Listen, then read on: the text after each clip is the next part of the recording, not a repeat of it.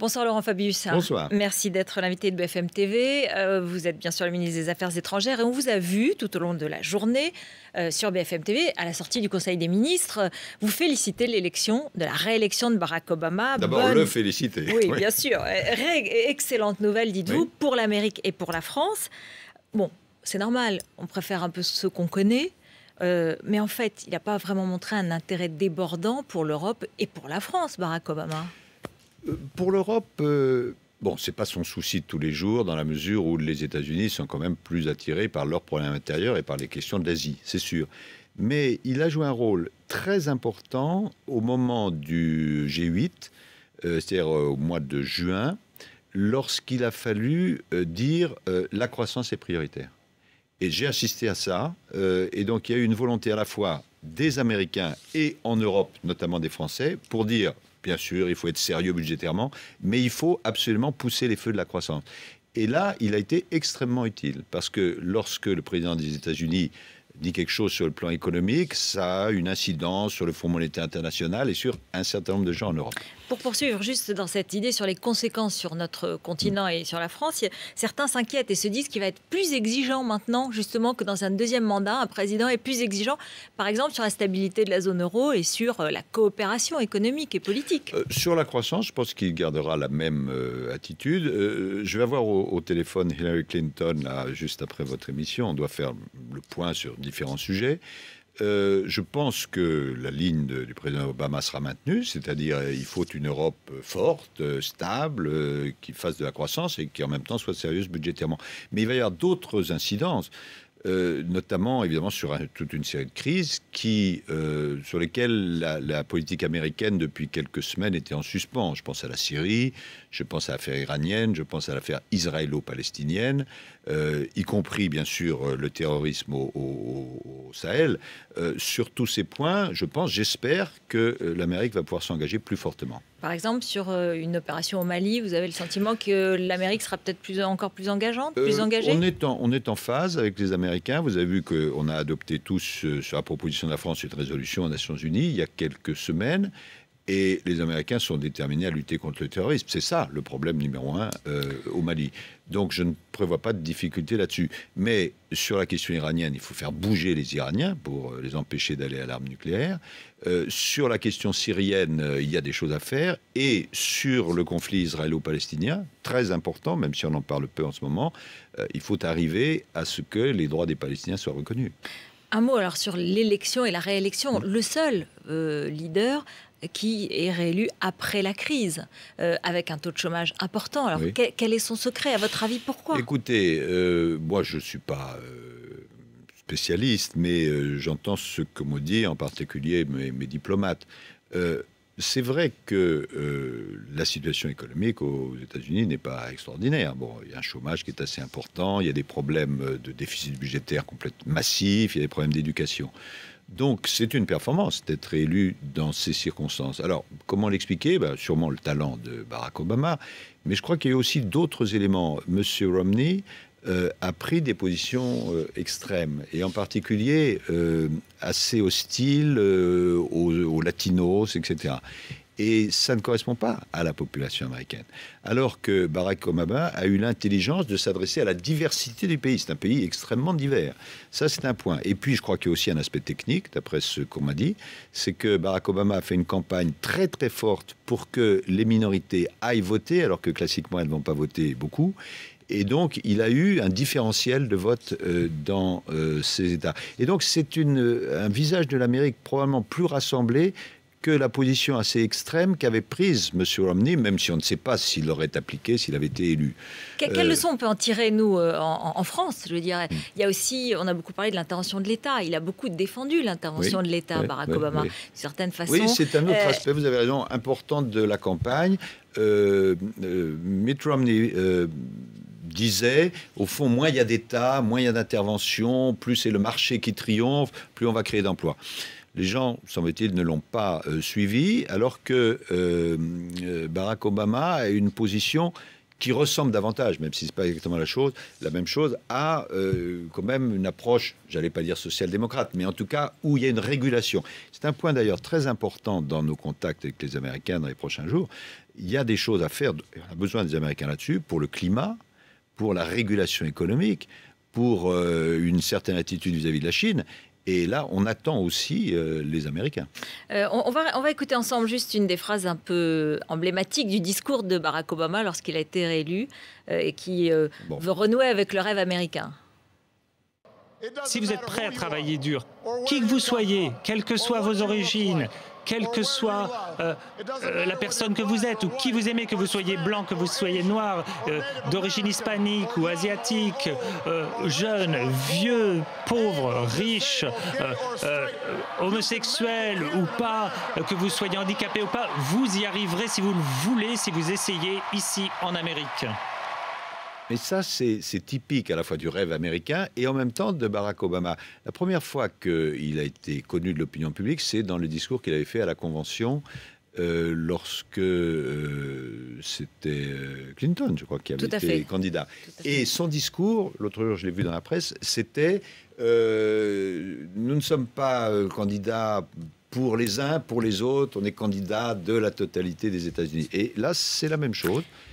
Est-ce qu'il y a une leçon à tirer pour nous, Français, justement, dans cette victoire Une leçon, c'est qu'on peut être élu quand on est président sortant. Vous voulez dire pour tous les présidents sortants, mais pour ceux qui n'ont pas été réélus, oui, on peut aussi ne pas l'être. A contrario, c'est peut-être... Non, il y a aussi un autre aspect, si vous voulez, mais enfin, on ne peut pas non plus comparer exactement les situations, c'est que je crois que les grands pays démocratiques, et pas seulement eux, ont besoin de présidents rassembleurs. On est dans une société qui est très clivée, et les gens ont besoin que leur président soit quelqu'un qui puisse incarner le pays et rassembler. Je pense que quand on a des positions trop tranchées, à la limite du sectarisme, ça peut plaire à certains extrêmes, mais on a beaucoup de difficultés à être élu et beaucoup de difficultés à gouverner. D'ailleurs, l'un des problèmes maintenant... Il va y arriver à gouverner. Alors, parce vous savez qu'il a une Chambre des représentants qui est contre lui, et qui l'a bloqué d'ailleurs depuis des années. C'est une des raisons pour lesquelles il n'est pas arrivé à faire toutes ces réformes. Et donc la question est de savoir, est-ce que les Républicains vont continuer leur hostilité, auquel cas ça risque d'être paralysant, ou bien est-ce qu'une partie d'entre eux vont comprendre qu'il faut accepter de rassembler l'Amérique pour surmonter en particulier ce qu'ils appellent des fiscal cliffs, c'est-à-dire la falaise budgétaire, parce qu'ils ont des dettes considérables. Alors nous aussi, on a des dettes considérables. Nous aussi, on a une situation économique difficile. Et nous, je veux dire l'Europe. L'Europe, la France. Et aujourd'hui, la Commission européenne a donné des prévisions économiques assez pessimistes, en fait. Et notamment sur la France, avec une prévision de croissance à 0,4, alors que le gouvernement dit 0,8. Et surtout sur le déficit, 3,5%. Entre les deux. Bien sûr, au lieu des 3% qu'on nous annonce et qu'on nous promet comme récompense des efforts fiscaux, par exemple. Oui, il faut toujours rappeler ce dont on part, c'est-à-dire il y a 6 mois avec un déficit qui était à plus de 5%. Donc déjà, descendre une marche d'escalier, c'est difficile. Mais nous voulons arriver aux 3%. Évidemment, ça dépend de la conjoncture d'ensemble. Et ça ne tient pas compte du plan là, qui vient d'être annoncé par Jean-Marc Ayrault hier pour relancer la compétitivité. Vous dire si ce sera 0,8, 0,9 ou 0,7, c'est très, très difficile. Mais je pense que ça nous pousse, nous, Français et les autres, je vais venir dans un instant, à la fois être très sérieux budgétairement, mais à pousser les feux de la croissance. Et dans les prévisions de la Commission, vous avez vu que les prévisions allemandes baisse, je crois, de moitié. 1,7 à 0,8, de moitié. J'espère que nos amis allemands vont mesurer qu'il n'y a pas de santé allemande durable si l'Europe est elle-même en dépression. Et les Allemands ont su redresser leur situation économique, budgétaire. Ils en ont donc, pour parler un petit peu vulgairement, sous le pied. Et c'est ce que nous recommande d'ailleurs l'OCDE, le Fonds monétaire international. C'est-à-dire que les pays qui ont à faire un effort de sérieux budgétaire, notamment la France, doivent le faire. Mais les pays qui ont des disponibilités doivent mettre ces disponibilités à disposition. Et il faut en même temps que l'Europe avance sur les propositions que nous avons faites, l'union budgétaire, le pacte de croissance, etc. Et si on fait cela, et si on le fait assez vite, je pense qu'on peut arriver aux objectifs qu'on a fixés. Et vous pensez qu'on arrivera aux 3%? Si. Alors, le 3%, c'est notre objectif. Et vous le répétez ici, clairement. Oui, c'est notre objectif. Mais vous ne dites pas, on va y arriver. Non, on fait tout pour y arriver. J'espère qu'on va y arriver. Simplement, il faut évidemment que l'Europe elle-même accepte de libérer un certain nombre de forces de croissance. Mais ça reste notre objectif, oui, je vous le confirme. Le plan, le pacte pour la compétitivité, qui a été présenté justement hier par Jean-Marc Ayrault, c'est le tournant du réalisme, c'est l'équivalent du tournant de la rigueur de 1983 de François Mitterrand? Je ne pense pas qu'il y ait de tournant. Ce qui est vrai, c'est que c'est du réalisme, c'est sérieux, c'est responsable. Il y a à la fois des dépenses et des recettes. Ce n'est pas des dépenses financées par l'endettement, non. C'est sérieux et je pense que c'est bien calibré. Quand on regarde exactement les choses, bon, il y a un problème de compétitivité évident. D'ailleurs, le rapport de M. Gallois, qui a été adopté dans sa quasi-totalité, c'est un réquisitoire absolument terrible sur ce qui se passe depuis 10 ans. Bon, quand on regarde les chiffres, les réalités, bon. Donc, il fallait réagir. On a réagi, à la fois par des mesures qui vont améliorer la compétitivité et puis par des mesures qui sont équilibrées budgétairement, notamment par des économies. Donc, les économies, ça ne va pas être facile à faire, mais je pense que c'est nécessaire. C'est un message que vous adressez aussi aux agences de notation, au reste de l'Europe, aux Allemands qui étaient inquiets, par exemple Gerhard Schröder qui a dit que la France était l'homme malade de l'Europe. Oui, il dit beaucoup de choses. Mais écoutez, ce que nous voyons, c'est qu'on est parti d'une situation où il y avait un triple déficit budgétaire absolument massif, qu'on est en train de résorber, déficit de compétitivité qu'on est en train de résorber et déficit de dialogue social. Et donc, le chemin maintenant est tracé, il faut y aller. Et ça, c'est un autre aspect de la comparaison avec Obama. On a besoin de dialogue, on ne peut pas décider comme ça. Et de la même façon, par rapport à un climat qu'on a connu au cours des dernières semaines, moi, je veux réaffirmer ici que si on veut réussir, et on veut réussir, on a besoin à la fois des entrepreneurs et des salariés. Ce n'est pas les uns contre les autres. Et donc, la compétitivité, ce n'est pas une affaire de droite ou de gauche. C'est une exigence de la France. Vous n'avez pas le sentiment qu'il y a contradiction avec la campagne, par exemple sur la TVA, ou même sur cette réconciliation avec l'entreprise non, réconciliation avec l'entreprise. En plus, moi qui vous parle, j'étais quand même le Premier ministre qui a assuré cette réconciliation. On en a absolument besoin, entrepreneurs et salariés. Il ne faut absolument pas opposer les uns aux autres.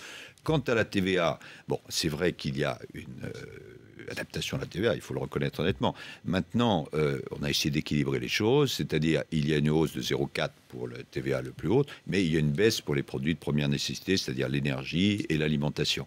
Mais si vous mettez une dépense, et on avait besoin pour la compétitivité, il faut mettre une recette en face. Mais c'est pas le jour où, enfin, le Parti socialiste et le gouvernement, le président Hollande doit faire un aggiornamento officiel. Nous sommes un parti social-démocrate, nous acceptons la loi du marché, nous acceptons... Ça fait longtemps, mais... Oui, mais est-ce qu'il n'est pas temps de l'affirmer, de le reconnaître encore plus clairement?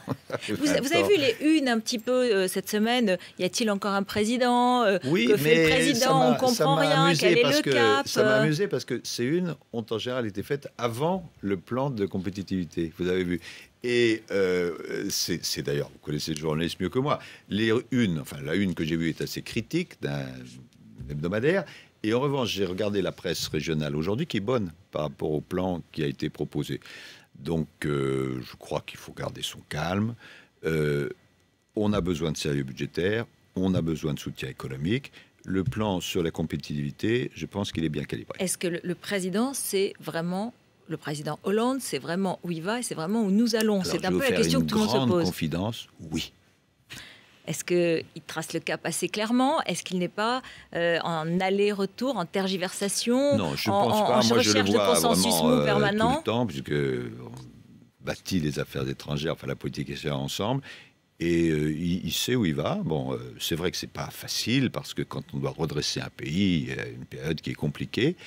Mais et on peut le faire avec, en même temps, comment dire, on n'est pas obligé d'avoir un style impérieux et de dire des choses à tout le monde. Mais les décisions qui doivent être prises sont prises. Martine Aubry a été mise en examen hier dans l'affaire de l'amiante pour homicide involontaire. Comment est-ce que vous recevez cette information? durement, et je pense qu'elle le reçoit aussi durement, mais d'une façon injuste, parce qu'il faut rappeler, il y a peut-être une confusion dans l'esprit des gens, parce que Martine Aubry est connue comme ayant été ministre, etc. Mais là, c'est pas du tout à ce titre. C'est comme directrice du travail. Elle était directrice du travail du ministre Philippe Seguin, que chacun connaît et estime, et ça se passait en 84 et 87. Et donc, je considère de manière absolument certaine que Martine Aubry a agi comme elle devait agir. Et elle était directrice, Philippe Seguin, qui est un homme tout à fait respectable, était ministre. Et je crois que là, bon, la justice va faire ce qu'elle doit faire, mais je pense qu'on est à côté de la question. Et j'ai vu d'ailleurs qu'un certain nombre d'organisations le disent. La soutenez. Ça fait écho à l'affaire du sang contaminé pour vous Non, ce sont des choses différentes, mais j'espère que Martine Aubry, j'espère sincèrement, et je lui ai dit, n'aura pas à subir le même sort, parce que l'affaire du sang contaminé, comme on dit, avait duré 10 ans. 10 ans. Et c'est au bout de 10 ans que les juges avaient dit, je suis placé malheureusement pour le savoir, non seulement M. Fabius n'y est pour rien, mais il a accéléré comme il le fallait la décision. Et donc, ne comparons pas ce qui n'est pas comparable, mais Martine Aubry, c'est une femme remarquable. Merci beaucoup Laurent Fabius d'être venu sur le plateau de BFM TV. Restez avec nous dans un instant, le journal de Rachid Embarki. Et ensuite Dominique de Villepin, un autre ancien ministre des Affaires étrangères, un autre ancien Premier ministre. A tout de suite.